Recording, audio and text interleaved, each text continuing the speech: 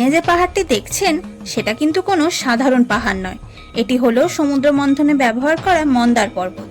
আর এই যে শঙ্খটি দেখতে পাচ্ছেন, এটা হলো সেই শঙ্খ যেটাতে করে মহাদেব হলাহল বিষ পান করেছিলেন।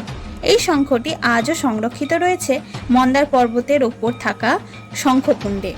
স্থানীয়দের মতামত অনুসারে শিবরাত্রির দিন এই কুণ্ডের জল নিজে থেকেই শুকিয়ে যায়, তখন এই শঙ্খটি পুরোপুরি বাইরে বেরিয়ে আসে। বিহারের বাঙ্কা জেলায় মন্দারগিরি পর্বতটি অবস্থিত। এই পাহাড়টিকে ঘিরে একটা মোটা লাইন দেখতে পাওয়া যায়, যেটা বাসুকি নাগের ছাপ।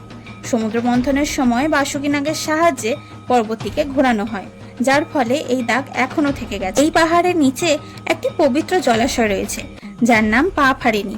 মনে করা হয় সমুদ্র মন্থনের ফলে বেরোনো অমৃতের ফোঁটা থেকে এই জলাশয়ের সৃষ্টি হয়েছে।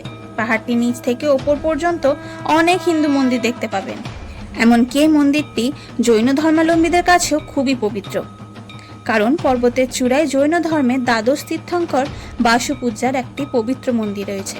এছাড়াও মন্দিরের চূড়ায় একটি শিব মন্দিরও রয়েছে। প্রত্যেক বছর শিবরাত্রি ও মহাবীর জয়ন্তীর সময় এখানে প্রচুর মানুষের ভিড় হয়।